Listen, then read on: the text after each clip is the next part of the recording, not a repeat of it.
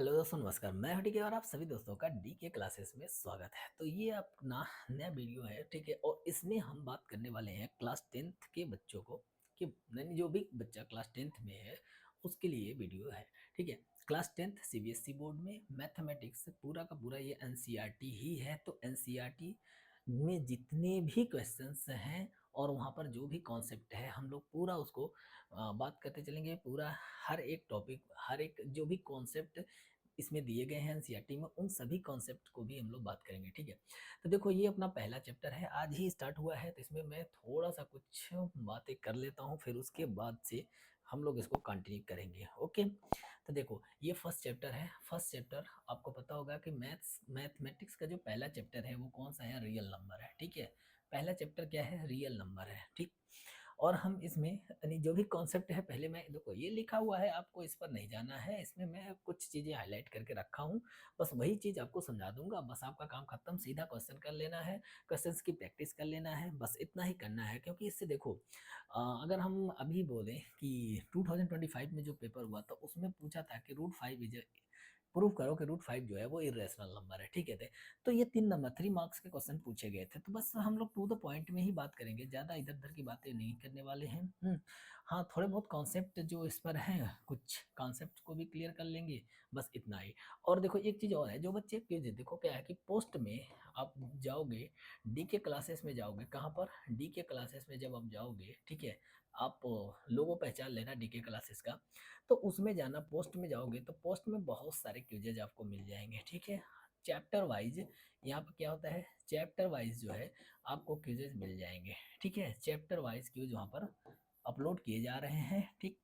तो आप वहाँ पर जाकर उसको सॉल्व कर सकते हैं, ठीक है। समझ गए?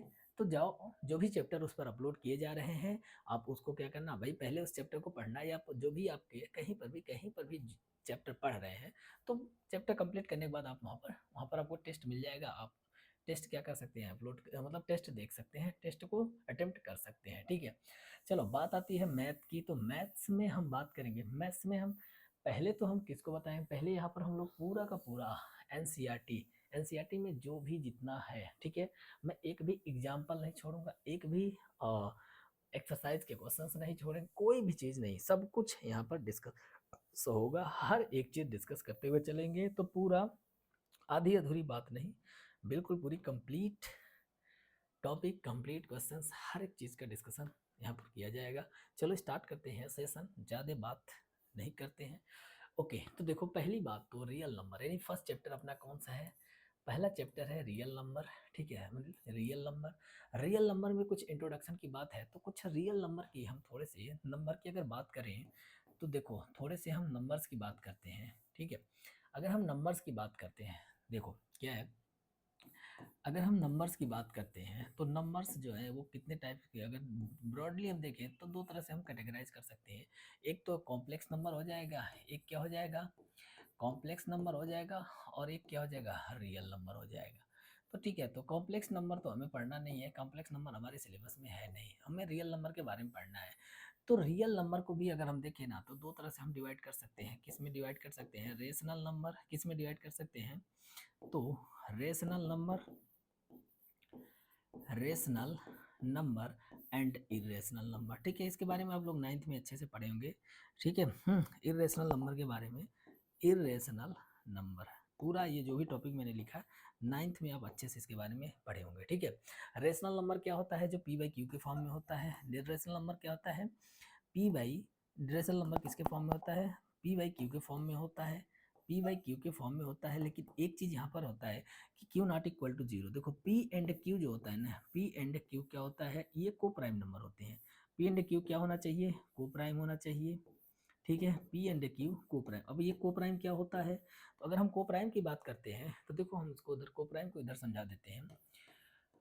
को प्राइम नंबर्स क्या होते हैं? तो जिनका, देखो को प्राइम नंबर्स होते हैं जिनका एच सी एफ क्या हो जाए, एच सी एफ का मतलब क्या होता है? Highest common factor. H C F का मतलब क्या होता है? हाईएस्ट कॉमन फैक्टर जिसका क्या हो, 1 हो। चलो एग्जाम्पल की बात कर लेते हैं। तो एग्जाम्पल में मान लेते हैं 2 ले लेते हैं एंड 5 ले लेते हैं। चलो 3 ही ले लिया। अब बताओ इनका HCF क्या है? HCF मतलब हाईएस्ट कॉमन फैक्टर। इनमें देखें तो इसको हम 2 इंटू 1 लिख सकते हैं और एंड 3 को क्या लिख सकते हैं? 3 इंटू 1। इन दोनों नंबर में, इसमें और इसमें हाईएस्ट कॉमन क्या है? 1 ही तो 1 यहाँ पर क्या है? दोनों में कॉमन की बात करते हैं तो कॉमन दोनों में क्या दिख रहा है? 1 दिख रहा है। 1 और यही वह है ही सबसे बड़ा कह लो तो इसको हम क्या कहते हैं? HCF हाईएस्ट कॉमन फैक्टर भी बोल देते हैं। ठीक है, हाईएस्ट कॉमन फैक्टर भी बोल देते हैं इसी को। ठीक है, तो इसका HCF कितना हो जाएगा? HCF हो जाएगा 1। अभी हम HCF के बारे में भी बात करेंगे, अच्छे से बात करेंगे, क्योंकि ये इस टॉपिक में हम इन सब पूरे चीज़ पे बात करेंगे, कैसे HCF निकालते हैं, किस तरीके से। बस थोड़ा सा मैं इधर इधर ये को प्राइम हमको एक्सप्लेन करना था, बस इसलिए हमने इसको क्या किया, थोड़ा एक्सप्लेन कर दिया। बोलो समझे कि नहीं समझे? तो रेशनल नंबर की कहानी ये हो गई, को प्राइम होना चाहिए, को प्राइम की कहानी बता चुके हैं। ठीक है, और एक चीज़ और इससे होता है कि q not equal to zero होना चाहिए। ठीक है, तब हम उसको रेशनल बोलेंगे। बोलो समझ गए कि नहीं?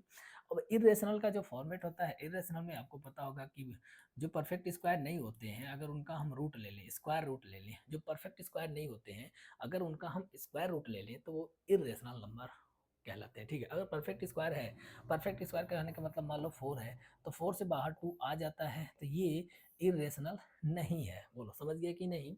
ठीक है, तो इतनी चीज़ समझ में आ गई होगी। थोड़े से नंबर्स का इंट्रोडक्शन करा रहे हैं, बाकी नेचुरल नंबर आपको पता ही होगा। नेचुरल नंबर क्या होता है भाई?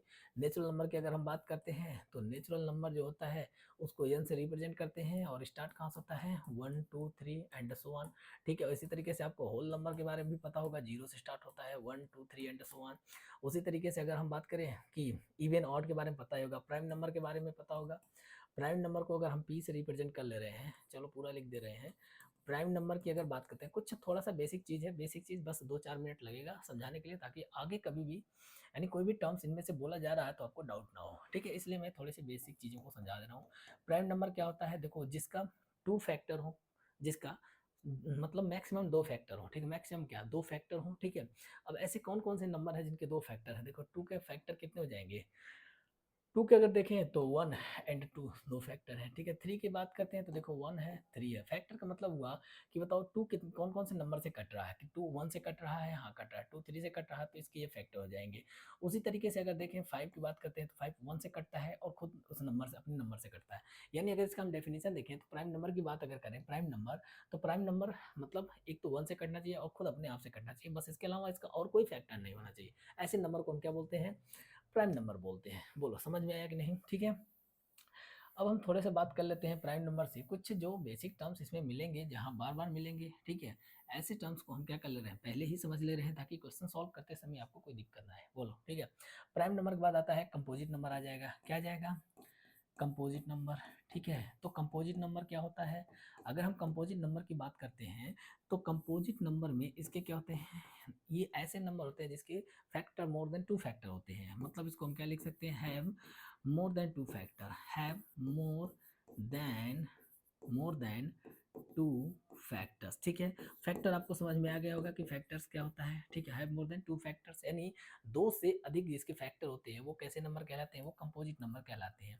ऐसा नंबर जिसके 2 से अधिक फैक्टर हो उसे हम क्या बोलते हैं? Composite number. जैसे एग्जांपल में 4 लिखते हैं। अब इसके फैक्टर्स कैसे निकालेंगे? देखो, तो क्या 4 1 से कट रहा है? हाँ बिल्कुल कट रहा है। 4 2 से कट रहा है? हाँ कट रहा है। 4 खुद 4 से कट रहा है? कट रहा है। तो इसके कितने फैक्टर्स हो गए? 3 फैक्टर्स हो गए।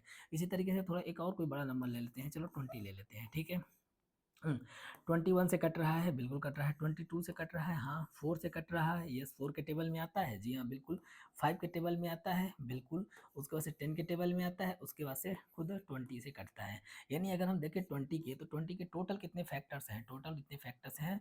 1 2 3 4 5 6, यानी टोटल कितने फैक्टर हो जाएंगे? टोटल 6 फैक्टर्स हो जाएंगे। ठीक है, अब इसमें बात आती है कि प्राइम फैक्टर्स की बात आती है। ये तो नंबर ऑफ फैक्टर्स हो जाएंगे। ठीक है, ये क्या हो जाएंगे?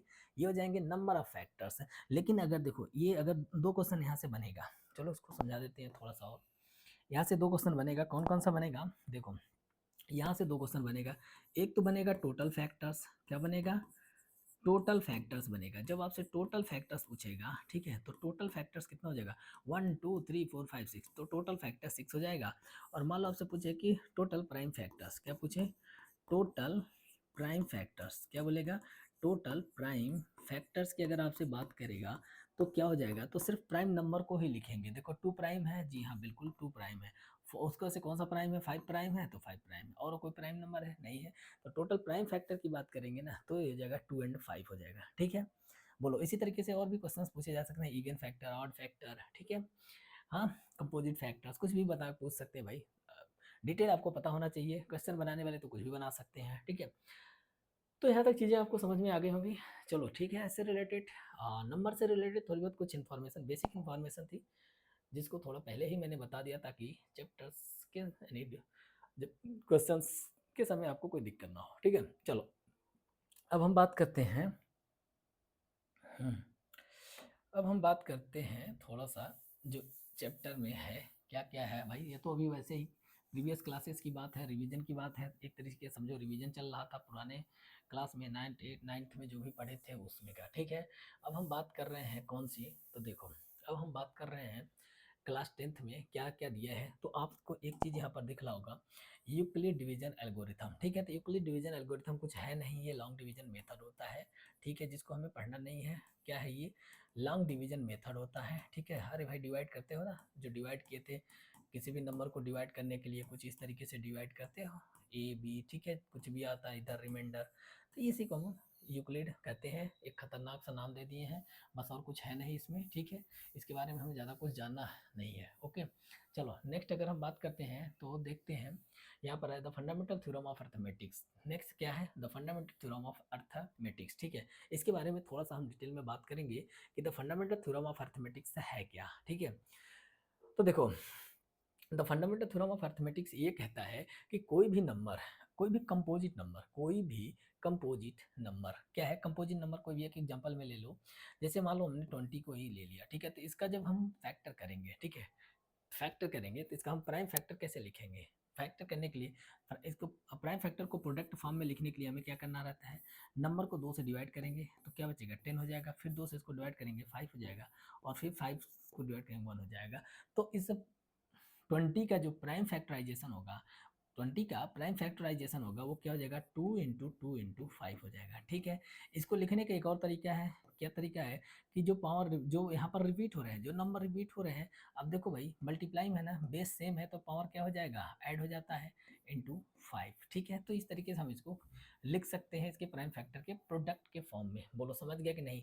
तो जो फंडामेंटल थ्योरम ऑफ अर्थमेटिक है वो यही कहता है कि ये जो प्रोडक्ट लिखा गया है ना, ये जो प्राइम फैक्टर के प्रोडक्ट्स लिखे गए हैं, ठीक है, जो प्राइम फैक्टर के प्रोडक्ट्स लिखे गए हैं, ये एक यूनिक नंबर होता है। ठीक है, यानी इस नंबर को, इस कंपोजिट नंबर को रिप्रेजेंट करने का ये एक यूनिक तरीका होता है। इसके अलावा और ऐसा कोई तरीका नहीं है जिसमें प्राइम नंबर हो, सिर्फ और सिर्फ प्राइम नंबर हो और उसको यानी 20 को रिप्रेजेंट करें। ठीक है, इसके अलावा और ऐसा कोई मतलब तरीका नहीं है। समझ गए, फिर से समझाते हैं। जैसे मान लो कुछ लोग कहेंगे कि भाई देखो क्या है कि 5 को इसको ऐसे लिख देते तो दूसरा हो जाएगा, बिल्कुल नहीं, ये दूसरा नहीं होगा, ये तो आर्डर चेंज किया गया है। बाकी हम प्राइम नंबर में चेंज कहाँ कर रहे हैं, ऐसा और कोई नंबर नहीं है जिसको आपस में मल्टीप्लाई करें 20 आए इसके अलावा। बोलो समझ गए कि नहीं। यही जो थ्योरम है, इसी थ्योरम को कहते हैं फंडामेंटल थ्योरम ऑफ अर्थमेटिक। ठीक है, इसको थोड़ा सा, इसका ये स्टेटमेंट में कहीं लिखा होगा, मैं इसको the fundamental theorem of arithmetic, ठीक है, इसका कहीं स्टेटमेंट हमको थोड़ा सा मिल जाए तो,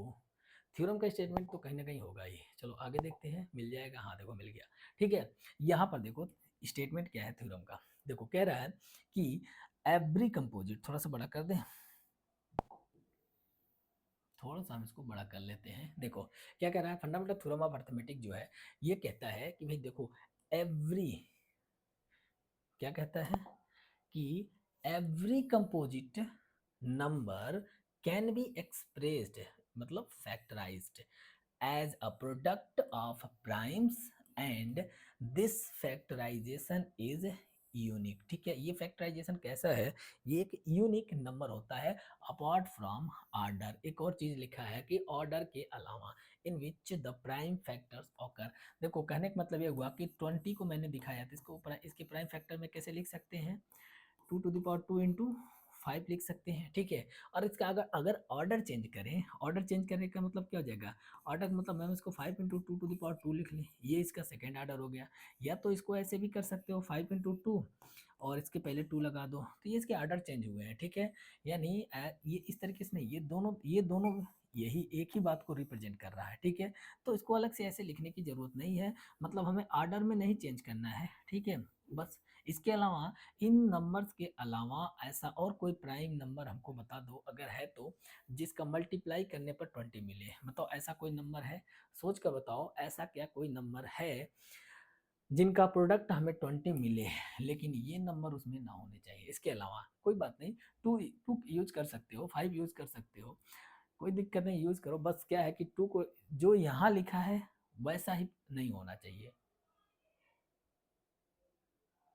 इसके अलावा हो सकता है कोई भी, ठीक है। जो भी नंबर यूज करना है कर सकते हो, करके बताओ। देखो क्या क्या उसको ऐसे कोई नंबर को लिख पाओगे? नहीं ना, नहीं लिख सकते हैं। तो यही चीज है, यही फंडामेंटल थ्योरम ऑफ अर्थमेटिक है। बोलो समझे कि नहीं समझे? ठीक है, देख लें इसमें कुछ और चीज़ बताने की ज़रूरत है क्या? देखो यहाँ पर कुछ नंबर्स दिए गए हैं, थोड़ा सा पीछे आ जाते हैं। बस यह नंबर इसलिए दर्शन करा दे रहे हैं ताकि क्वेश्चन जब अटेम्प्ट करो तो क्या है ना, जब भी हम क्वेश्चन अटेम्प्ट करेंगे तो क्या है, कुछ नंबर्स यहाँ पर इसने दे रखा है, उसको एज इट इज़ वैसे ही यूज़ कर लेता है। बोलो समझे कि नहीं? देखो मैंने बोला था ना कि बोर्ड के एग्जाम में 2025 के बोर्ड के एग्जाम में इसी वाले क्वेश्चन को पूछा था। रूट 5 को प्रूव करने के लिए कहा था, रेशनल नंबर है। एक क्वेश्चन और पूछा था, अभी उसको भी बताते हैं, ठीक है। देखो रेशनल नंबर है पी बाई क्यू में कम्प्लीटली, ठीक है, कोई दिक्कत नहीं इसमें। फंडामेंटल थ्योरम ऑफ अर्थमेटिक में देखो क्या है कि फंडामेंटल थ्योरम ऑफ अर्थमेटिक जो है कह रहा है कि if your earlier classes you have seen that any natural number can be written as product of its prime factors, ठीक है। फॉर इंस्टेंस एग्जांपल के दिया, 2 को ऐसे लिख सकते हैं, 4 को ऐसे लिख सकते हैं, 253 को क्या लिख सकते हैं। अब एक नंबर यहाँ पर दिख रहा है 253, ठीक है। अब इस नंबर को थोड़ी देर याद करो, कोशिश करो कि ये नंबर याद हो जाए, ठीक है। क्योंकि देखो किसका, ये किसका मल्टीपल है, ये 11 × 23 का मल्टीपल है, ठीक है। अगर मान लो अगर इसको ये नंबर हमारे सामने आ जाए तो हमें सोचना पड़ जाएगा। पहले देखो 2 से तो हम कह देंगे भाई ऑड है, यूनिट प्लेस पर 2 से नहीं कटेगा। फिर 3 से चेक करना पड़ेगा, चलो 3 5 से नहीं चेक करना पड़ेगा, 7 से चेक करना पड़ सकता है, ठीक है, 11 से चेक करना पड़ सकता है, तो थोड़ा टाइम लगेगा। तो कुछ ऐसे नंबर अगर होते हैं ना, कुछ ऐसे नंबर दिए दे रहे हैं, बहुत ज़्यादा नहीं दिए गए हैं, कुछ ही नंबर बुक में दिए गए हैं, उनको क्या कर लो, थोड़ा याद करने की कोशिश करो, बार बार देखते रहो, याद हो जाएगा। बोलो समझे कि नहीं? जैसे कि देखो कुछ नंबर यहाँ दिए गए हैं, खैर ठीक है मान लेते हैं, चलो इसको मत इधर बहुत ज़्यादा नंबर नहीं है, चाहो तो याद कर सकते हो।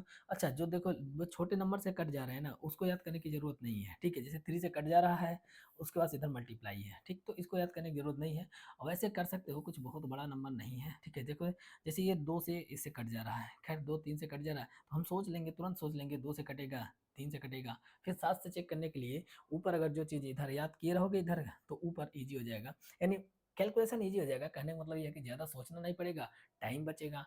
टाइम बचेगा तो हम जो लॉन्ग क्वेश्चन होते हैं उस पर टाइम दे सकते हैं। भाई बोर्ड में हमें लिखना रहता है ज़्यादा से ज़्यादा, देखो जितना लिखेंगे भाई ऐसा नहीं है, लेकिन जितना रिक्वायरमेंट है उतना तो हमें लिखना ही पड़ेगा, ठीक। तो कुछ इस तरीके से नंबर यहाँ दिए गए हैं, चलो आगे देख लेते हैं। अच्छा यहाँ पर देखो कुछ नंबर्स यहाँ पर दिए गए हैं, याद करने की ज़रूरत नहीं है फिलहाल के लिए, ठीक है। कुछ नंबर चाहे कि जैसे कि इस तरीके से कुछ नंबर के मल्टीप्लाई होते हैं, उनको याद कर लेना। जैसे कि मान लो 19 × 20 19 है, ठीक है, 19 × 23 है, ऐसे नंबर हो गए, ठीक है। 19 × 29 हो गए।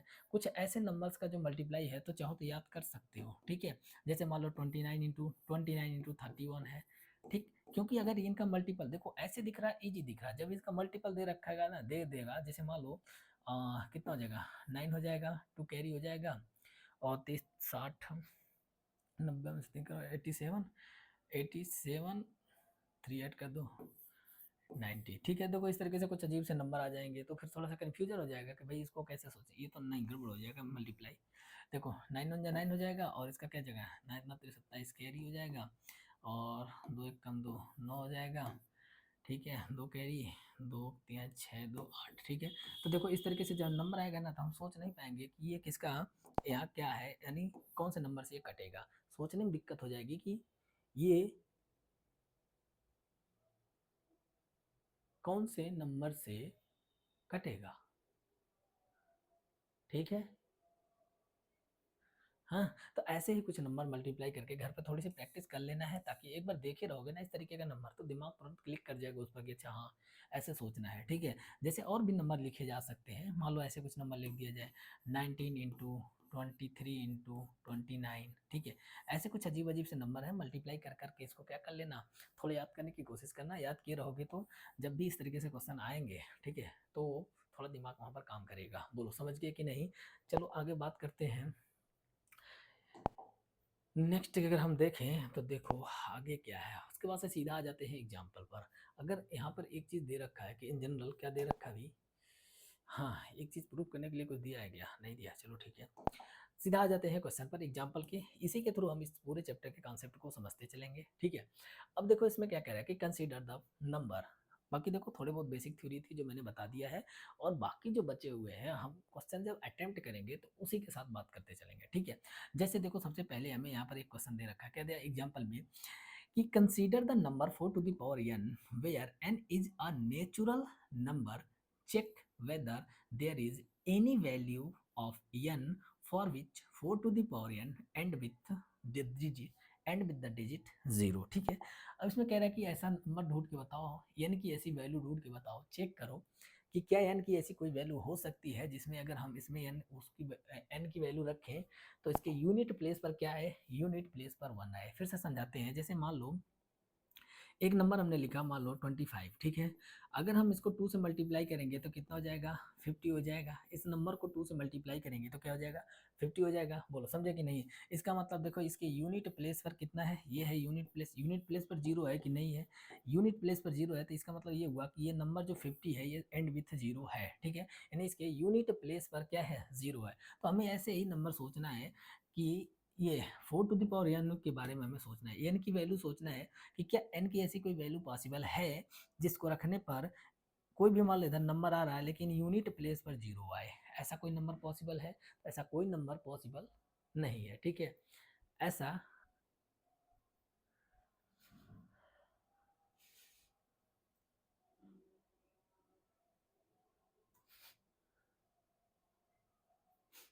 कहीं से स्मेल आ रही है, तो इसमें हम देख लेते हैं, क्या देख रहे थे कि 4 टू द पावर एन जो है वो क्या कभी भी इसकी यूनिट प्लेस पर जीरो आ सकता है कि नहीं, तो नहीं आएगा। देखो कैसे इसको प्रूफ करते हैं, कैसे नहीं आएगा। सबसे पहले थोड़ा सा हम कॉन्सेप्ट बता देते हैं, जैसे कि मान लो ऐसे कौन से नंबर है जीरो लाने के लिए, यूनिट प्लेस पर जीरो लाने के लिए। जैसे मान लो 2 इंटू 5 है, ठीक है। देखो टू 2 इंटू 5 है, जब हम इसको मल्टीप्लाई करेंगे तो क्या आएगा, 10 आएगा। यानी इसके यूनिट प्लेस पर क्या आ गया, यूनिट प्लेस पर इसके जीरो आ गया, ठीक है। इसी तरीके से मान लो 2 इंटू 5, 2 इंटू 5, अगर ये दो पेयर है तो यूनिट प्लेस पर देखोगे दो जीरो आएगा, यूनिट प्लेस पर नहीं मतलब इसके लास्ट के दो डिजिट का क्या हो जाएगा, जीरो हो जाएगा। कहने का क्या मतलब हुआ कि एक पेयर यूनिट प्लेस पर जीरो आने के लिए 2 एंड 5 का एक पेयर जरूर होना मस्ट है, ठीक है। 2 एंड 5 का एक पेयर यानी वन पेयर इसका होना मस्ट है, ठीक है। वन पेयर, वन पेयर क्या है, वन पेयर मस्ट है, ठीक है। अगर वन पेयर है 2 एंड 5 का एक पेयर है तभी वो यूनिट प्लेस पर जीरो होगा, अदरवाइज यूनिट प्लेस पर जीरो नहीं आएगा। बोलो इतनी चीज समझे कि नहीं समझे।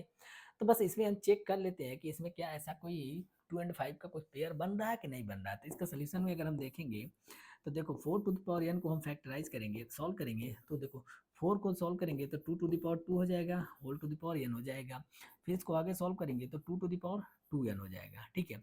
और जो फंडामेंटल थ्योरम ऑफ अर्थमेटिक्स है वो ये कहता है कि अगर देखो इस 2 में है ना, ये 2 के ही पावर है, तो 2 के पावर है तो 2 के कोई भी वैल्यू है, मतलब n की कोई भी वैल्यू रखेंगे यहाँ पर, जिसे लेट सपोज मान लेते हैं n की वैल्यू अगर 0 रखते हैं तब भी इसकी वैल्यू देखोगे क्या आएगा, 2 टू द पावर 0 की अगर हम बात करेंगे तो 2 टू द पावर 0 क्या होता है भाई, 1 होता है, ठीक है। और n की वैल्यू अगर 2 रखोगे, n रखोगे वो तब भी क्या हो जाएगा, 2 टू द पावर 2 हो जाएगा, यानी इसकी वैल्यू 4 आ जाएगा, कोई मतलब नहीं, ठीक है।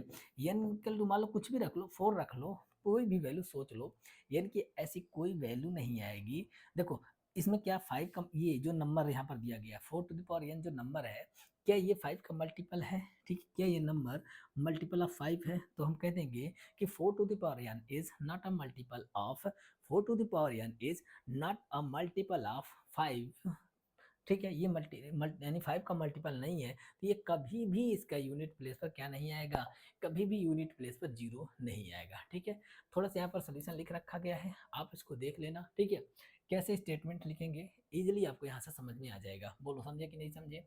ठीक है, मैंने समझा दिया, कॉन्सेप्ट समझा दिया। अब आते हैं नेक्स्ट, अपना टॉपिक क्या है, देखो HCF और LCM के बारे में हम थोड़ा सा बात कर लेते हैं, क्योंकि अपना नेक्स्ट टॉपिक जो है एग्जाम्पल सेकंड जो है, इसमें हमसे क्या पूछा गया है, LCM और HCF पूछा है। तो पहले मैं इसका कॉन्सेप्ट बता देता हूँ। कॉन्सेप्ट देखो बताने के लिए मैं अपनी तरफ से एक छोटा सा एग्जाम्पल लिख लेता हूँ। ठीक है, हमने दो नंबर ले लिया, मान लो एक नंबर हमने 6 ले लिया और दूसरा नंबर हमने 10 ले लिया। ठीक है, बोलो समझे क्या? तो इसका सबसे पहले हमें क्या निकालना है, पहले तो हमें इस नंबर का क्या करना है, प्राइम फैक्टराइज करना है। तो इसका प्राइम फैक्टराइज करेंगे तो 2 इंटू 5 हो जाएगा कि नहीं हो जाएगा, सॉरी 2 इंटू 3 हो जाएगा, और इसका जब हम प्राइम फैक्टराइज करेंगे तो 2 इंटू 5 हो जाएगा। बोलो समझे कि नहीं? अगर हम HCF निकालें, क्या निकालें, HCF का मतलब क्या होता है, हाईएस्ट कॉमन फैक्टर। HCF का मतलब क्या होता है, HCF का मतलब होता है हाईएस्ट कॉमन फैक्टर। ठीक है, अगर हमें क्या निकालना हो, हाईएस्ट कॉमन फैक्टर निकालना हो, ठीक है, कॉमन हाईएस्ट कॉमन फैक्टर की अगर हम बात करेंगे, ठीक है, हाईएस्ट कॉमन फैक्टर जिसको हम शॉर्ट फॉर्म में क्या रिप्रेजेंट कर किससे लिखते हैं, HCF। ठीक है, तो देखेंगे तो इन दोनों नंबर में A और B में कौन ऐसा नंबर है जो हाईएस्ट है और बड़ा है और कॉमन है। ठीक है, तो ये नंबर हुआ। ठीक, वैसे अगर एक बात बताएं, देखो हाईएस्ट कॉमन ये कैसे हुआ, चलो पहले HCF दो और यहाँ पर आओ थोड़ा सा समझाते हैं फिर से। देखो 6 है, तो इसके पहले तो नंबर ऑफ फैक्टर्स निकालो। मैंने बोला ना कि नंबर ऑफ फैक्टर्स कैसे लिखते हैं। ठीक है, तो 6 के नंबर ऑफ फैक्टर्स कैसे लिखेंगे, तो देखो 6 को चेक करेंगे, क्या 1 से कट रहा है, हाँ 1 से, 2 से कट रहा है, बिल्कुल कट रहा है, 3 से कट रहा है, हाँ कट रहा है, 6 से कटेगा। ठीक है, इसके अलावा और ऐसा कोई नंबर है जिसे 6 कटे, नहीं। ठीक है, अब इसी तरीके से 10 के लिए लिख लेते हैं, 10 1 से कटता है, हाँ बिल्कुल, 2 से कटता है, जी हाँ बिल्कुल, उसके बाद से 5 से कटता है, उसके बाद से किससे कटेगा, डायरेक्ट 10 से कटेगा। बोलो, अब देखो ये इसके फैक्टर्स हैं। ठीक है, अब यहाँ पर हमने इसका डेफिनेशन, HCF का डेफिनेशन क्या लिखा, हाईएस्ट कॉमन फैक्टर। तो बताओ, देखो कॉमन फैक्टर यहाँ पर एक दिख रहा है, दोनों नंबर में क्या 1 भी तो कॉमन फैक्टर है। ठीक है, 1 के अलावा अगर देखेंगे तो 1 के अलावा देखो एक और कॉमन फैक्टर मिल रहा है, 2 भी मिल रहा है, मिल रहा है कि नहीं मिल रहा है। तो ये हमसे क्या पूछेगा इस तरह के क्वेश्चन में, हमसे पूछेगा किसमें भैया बताओ हाईएस्ट कॉमन बताओ। ठीक है, क्या पूछेगा इसमें, हमसे पूछेगा कि हाईएस्ट कॉमन बताओ। ठीक है, हाईएस्ट कॉमन फैक्टर इन दोनों का, तो उसी को हम किस नाम से जानते हैं, HCF के नाम से हम जानते हैं। बोलो समझ में आया कि क्यों इसमें कॉमन फैक्टर जो है इसका ऐसे लिखते हैं। ठीक है, फिर उसके बाद से आता है LCM की बात आती है। ठीक है, फिर क्या कहते हैं, LCM, नेक्स्ट ये हो गया। उसके बाद से होता है LCM। अब LCM क्या होता है, तो LCM का मतलब होता है लिस्ट कॉमन फैक्टर। ठीक है, LCM का मतलब क्या होता है, list common multiple, sorry list common multiple. ठीक है, लिस्ट कॉमन मल्टीपल। बोलो देखो, चलो इसको भी समझते हैं कि लिस्ट कॉमन मल्टीपल क्या है। देखो लिस्ट कॉमन मल्टीपल की अगर हम बात करते हैं तो 6 को हम लिखते हैं, 6 और 10 दो हमारे पास नंबर है। अब इसका हमें मल्टीपल लिखना है, तो 6 का मल्टीपल क्या होगा भाई, 6 का मल्टीपल का मतलब 6 का टेबल, 6 का मल्टीपल का मतलब 6 का टेबल लिख देना है। तो लिख देते हैं 6 2 जा 12, 6 3 जा 18, 6 4 जा 24, 5 जा 30, 6 जा 36 और 42, 48, 48 के बाद 54, उसके बाद हो जाएगा 60। ठीक है, उसके बाद से आप देखेंगे, देखो 10 का जब हम लिखेंगे तो 10 20, ठीक है, 20 30 40 50 60 70 80 90, ठीक है, 100, ये तो इसके मल्टीपल है। ये अभी और आगे हो सकते हैं, ऐसी बात नहीं है कि यही पर एंड हो गया, बिल्कुल नहीं। अब देखो हमें मल्टीपल ढूंढना है, क्या ढूंढना है। अब एक बात बताओ, जब हम मल्टीपल की बात करेंगे, ठीक है, जब हमने कॉमन की बात किया था, कॉमन फैक्टर की बात किया था, तो कॉमन फैक्टर में हमने ऐसे देखा, कॉमन फैक्टर में हमसे तो हाईएस्ट ही पूछेगा, लिस्ट नहीं पूछेगा। ठीक है, लिस्ट तो 1 ही होगा, क्योंकि 1 तो हमेशा, मतलब इसमें तो 1 हमेशा रहेगा। ठीक है, किसी भी नंबर, ठीक। लेकिन जब मल्टीपल की बात करेगा, किसकी बात कर रहे हैं, जब वो मल्टीपल की बात करेगा तो इस केस में देखोगे तो देखो मल्टीपल का मतलब, मल्टीपल देखो, लिस्ट कॉमन, कॉमन का मतलब होता है कि ऐसा नंबर ढूंढो जो दोनों में प्रेजेंट हो। तो देखो हम सर्कल कर दे रहे हैं उसको 30 30। ठीक है, क्या ये एक ऐसा नंबर है जो दोनों प्रेजेंट है, ठीक है ना। इसके अलावा अगर चेक करेंगे तो देखो 60 भी है, 60 भी है, ये टेबल ऐसे ही देखो 30 का टेबल अगर हम लिख देंगे ना तो ये वो सभी नंबर मिल जाएंगे, और भी बहुत सारे नंबर्स मिल सकते हैं, ठीक है। यहाँ पर जो क्या है कॉमन होंगे, किसके, इन दोनों के मल्टीपल होंगे और दोनों में कॉमन होंगे, ठीक। तो बताओ इसमें हमसे क्या पूछेगा, ग्रेटेस्ट पूछेगा कि लिस्ट पूछेगा। ऑब्वियस सी बात है ग्रेटेस्ट नहीं पूछेगा, क्योंकि ग्रेटेस्ट तो इनफाइनाइट तक चला जाएगा, ग्रेटेस्ट इनफाइनाइट तक चला जाएगा, तो ग्रेटेस्ट तो हमसे पूछेगा नहीं। इसका मतलब हमें जब भी इसमें पूछ रहा होगा यानी मल्टीपल में जब हमसे पूछेगा ना तो हमसे क्या पूछेगा, लिस्ट पूछेगा। क्या पूछेगा, लिस्ट, ठीक है। मल्टीपल में हमसे क्या पूछेगा, लिस्ट कॉमन फैक्टर। बोलो समझे कि नहीं, क्यों लिस्ट पूछा, लिस्ट कॉमन, सॉरी फैक्टर नहीं, गलती से निकल गया, लिस्ट कॉमन मल्टीपल, ठीक है।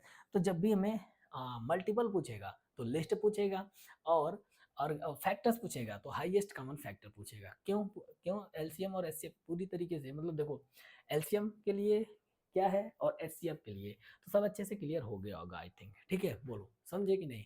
चलो इसको मुझे नेक्स्ट पेज ही ले लेते हैं, ठीक है, नेक्स्ट पेज ले लेते हैं। देखो अब जो एग्जाम्पल दिया है उसको क्या करते हैं, एग्जाम्पल में हमसे क्या पूछा है, एग्जाम का कह रहा है कि फाइंड द, अच्छा थोड़े से एक और कॉन्सेप्ट बाकी है उसके बारे में बात कर लेते हैं। फिर देखो ए इक्वल टू हमने क्या मान रखा था 6, बी इक्वल टू क्या मान रखा था, बी इक्वल टू हमने मान रखा था 10, ठीक है। इसका जब हमने एच सी एफ निकाला, क्या निकाला, इसका एच सी एफ निकाला, तो इसका एच सी एफ कितना गया भाई, इसका प्राइम फैक्टराइजेशन से हम इसके मल्टीपल लिख लेते हैं प्राइम फैक्टर के, ठीक है, 2 × 5 लिख लिए। जब हम इनका एचसीएफ निकाले तो 2 आया, और एलसीएम निकाले तो क्या आया था, एलसीएम इसका 30 आया था। बोलो इतनी चीज समझे कि नहीं समझे। वैसे भी अगर एलसीएम निकालना है तो देखो क्या करें, जो कॉमन होते हैं उसको एक बार लिख लेते हैं, बाकी जो नंबर नहीं लिखे गए हैं उनको भी लिख लेते हैं, तो इस तरीके से हम एलसीएम निकाल सकते हैं। और इनको जब मल्टीप्लाई करोगे तो क्या आएगा, 30 आएगा। बोलो समझे कि नहीं, ठीक है। फिर एक काम करते हैं, एलसीएम इंटू, एक काम करते हैं फिर से थोड़ा सा एक और चीज़ देखते हैं, एल सी एम और एच सी एफ को जब मल्टीप्लाई करते हैं तो क्या मिलता है, ठीक है। तो देखो एल सी एम कितना है, एल सी एम है 30 और एच सी एफ कितना है 2 है। जब हम इसको मल्टीप्लाई करेंगे तो क्या मिलेगा 60, ठीक है। और दोनों नंबर को हम मल्टीप्लाई करते हैं, जो दोनों नंबर है जिनका एल सी एम और एच सी एफ हमने निकाल रखा है, ठीक है। तो दोनों नंबर देखो, नंबर क्या है, एक नंबर 6 है और एक नंबर 10 है। जब हम इसको मल्टीप्लाई किए तो क्या आया 60 आया। यहाँ से एक रिजल्ट और हम लिख सकते हैं, और वो रिजल्ट क्या लिख सकते हैं कि देखो L C M into, L C M into H C F equal to product of the number, ठीक है। दोनों नंबर के एल सी एम और एच सी एफ का प्रोडक्ट इक्वल है उन दोनों नंबर के प्रोडक्ट के, ठीक है। तो एक रिजल्ट हम ये लिखेंगे, बस टोटल इसमें इतना ही है, सब कुछ यहाँ से कवर हो गया है। बोलो समझे कि नहीं। अब बात आते हैं थोड़ा सा, अब देख लेते हैं यहाँ पर आप क्या कर सकते हैं भाई, 6 और 20 का क्या कर लेना, प्राइम फैक्टराइजेशन से इसका आंसर निकाल लेना, मतलब इसका एलसीएम और एचसीएफ निकाल लेना। नेक्स्ट आगे हम बात करते हैं एग्जाम्पल थर्ड की। देखो एग्जाम्पल थर्ड में क्या कह रहा है, एग्जाम्पल थर्ड की अगर बात करें, find the H C F of, थोड़ा सा इसको हम चाहो तो बड़ा कर सकते हैं, बड़ा कर लेते हैं, जगह भी बच जाएगी, ठीक है। देखो हमें इससे पूछ क्या रखा, find the H C F of 96 404 by the prime factorization method. कौन से मेथड से हमें इसका एलसीएम एचसीएम निकालना है, प्राइम फैक्टराइजेशन मेथड से हैंड फाइंड, ठीक है।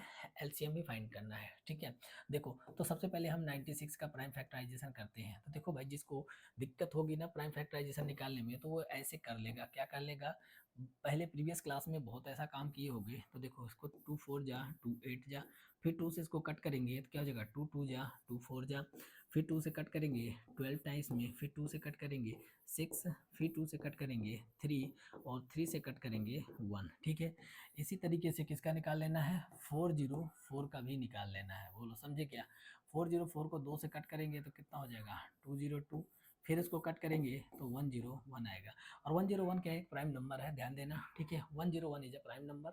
तो बस हम लिख लेते हैं प्राइम फैक्टराइजेशन किसका, दोनों का लिख लेते हैं, दोनों का प्राइम फैक्टराइजेशन लिख लेते हैं, किसका किसका, देखो 96 का, तो 96 का क्या होगा 2 into two into two into two into two, two पर पावर कितना हो जाएगा, तो देखो 1 2 3 4 5 है, यानी 2 पर पावर क्या हो जाएगा 5 हो जाएगा, और इंटू क्या है 3 है।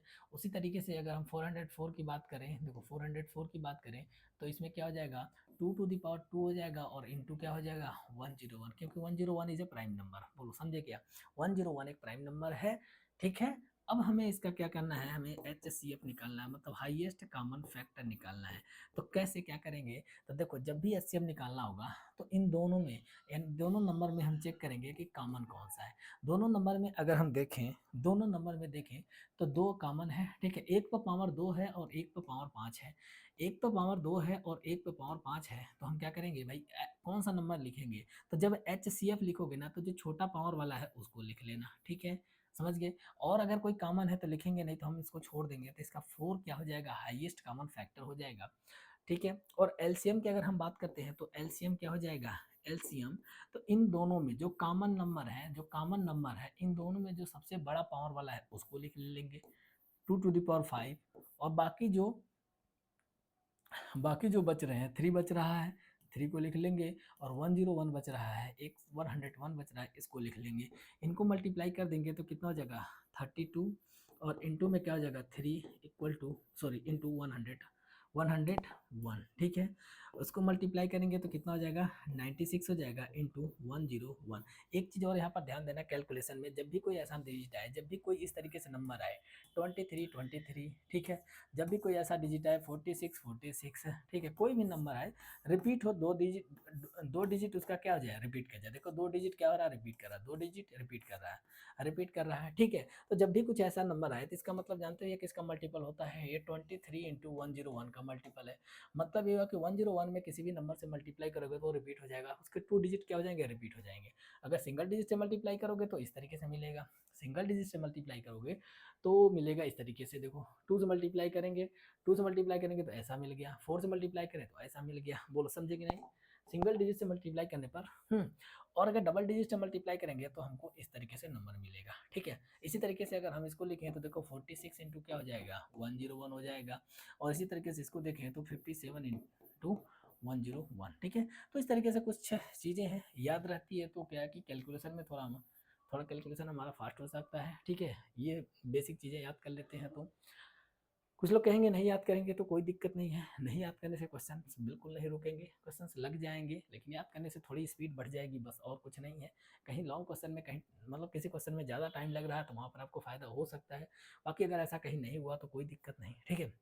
देखो तो एलसीएम निकाल लिए, एलसीएम अब इसको मल्टीप्लाई करेंगे तो क्या जाएगा 96, क्या जाएगा 9696, ठीक है, एलसीएम आ गया, समझे। इसको वेरीफाई भी कर सकते हैं, आगे आगे क्वेश्चन हम बात करेंगे जहाँ पर वेरीफाई भी करना रहेगा। जो फार्मूला हमने बताया ना, LCM into HCF equal to A into B, इस फार्मूला को हम वेरीफाई भी करेंगे आगे, ठीक है।